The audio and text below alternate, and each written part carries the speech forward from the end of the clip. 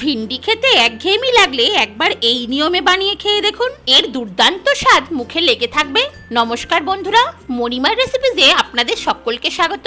রেসিপিটি ভালো লাগলে অবশ্যই লাইক ও শেয়ার করবেন। আর আপনি যদি আমার নতুন বন্ধু হয়ে থাকেন তাহলে চ্যানেলটিকে সাবস্ক্রাইব করে পাশে থাকা বেল আইকনটিকে প্রেস করে অলে সেট করে দিয়ে বন্ধু হয়ে সঙ্গে থাকার অনুরোধ রইল।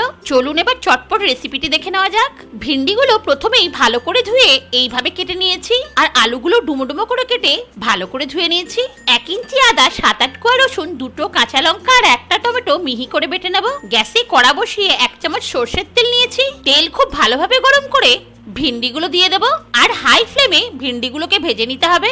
ভিন্ডির কালারটা সুন্দর রাখতে এখনই একটু হলুদ গুঁড়ো আর অল্প নুন দিয়ে দেব।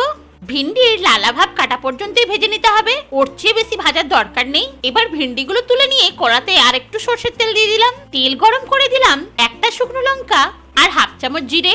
ফোড়নটা ভেজে দিয়ে দিলাম 1টা চপ করা পেঁয়াজ। পেঁয়াজটা ভালো করে ভেজে নিতে হবে।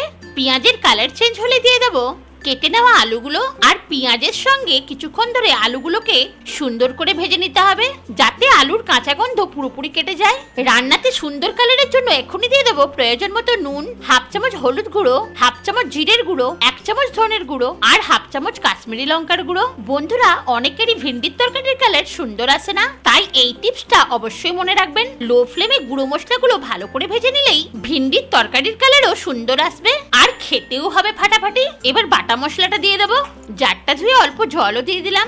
এবার মশলাটাকে আলুর সঙ্গে কিছু সময় ধরে কষিয়ে নিতে হবে যাতে মশলার কাঁচা গন্ধ খুব ভালোভাবে কেটে যায় আর আলুর মধ্যে খুব ভালোভাবে মশলাও ঢোকে। তাই ঢাকা দিয়ে লো ফ্লেমে 2 মিনিট রান্না করে নিলাম।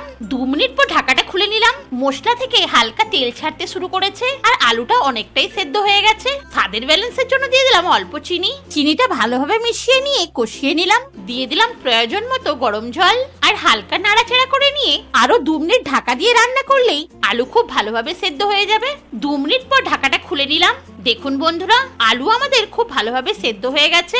এবার ভেজে নেওয়া ভেন্ডিগুলো দিয়ে দিলাম আর সবকিছুর সঙ্গে খুব ভালোভাবে মিশিয়ে নিলাম। এবার ঢাকা দিয়ে 2 থেকে 3 মিনিট রান্না করে নেব যাতে করে ভিন্ডিতে খুব ভালোভাবে নুন মশলা ঢোকে। এবার ঢাকাটা খুলে নিলাম। ভিন্ডি খুব ভালোভাবে সুসিদ্ধ হয়েছে আর ভালোভাবে ভিন্ডিতে মশলা ঢোকে তরকারির সঙ্গে মজেও গেছে। আর দেখুন বন্ধুরা, তরকারিতে কতটা সুন্দর কালার এসছে আর গ্রেভিটাও অনেকখানি শুকিয়ে গেছে। ঠান্ডা হলে আরো মাখো মাখো হয়ে যাবে। এবার গ্যাস বন্ধ করে ঢাকা দিয়ে 5 মিনিট স্ট্যান্ডিং টাইমে রেখে দিলাম। 5 মিনিট পর পরিবেশন করে নিলাম। দেখুন বন্ধুরা, ভিন্ডিগুলো একেবারে ঘেটেও যায়নি আর কালারটাও কতটা সুন্দর আছে। তাই একটিবার এইভাবে বানিয়ে নেওয়ার অনুরোধ রইল। ভিডিওটি কেমন লাগলো কমেন্টে অবশ্যই জানাবেন। ভালো লাগলে একটা লাইক আর হাইপ করে পাশে থাকবেন। ভালো থাকবেন, ধন্যবাদ।